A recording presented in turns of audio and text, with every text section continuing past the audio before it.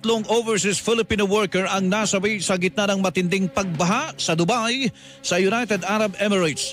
Kinumpirma ito ni Undersecretary Hans Leo Kakdak na siyang officer in charge ng Department of Migrant Workers.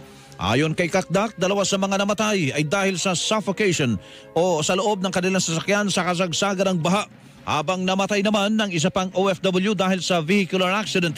Sa gitna nito ay tiniyak ni Kakdak ang suporta at tulong sa mga naulila ng mga OFW. Samantala, ikwento naman ng isang OFW na bahagya ng humupa ang baha sa ilang lugar sa Dubai. Yung baha na andyan pa rin, mangilan-ilan medyo na siya, bumaba na siya. Pero may ilang lugar pa rin niya na hindi madaanan dahil lubog pa rin sa baha. Yung ibang area, bubong na lang yung nakikita. So yung mga kotse, like yung mga truck, halos nangalahati na yung sa tubig, sa lubog.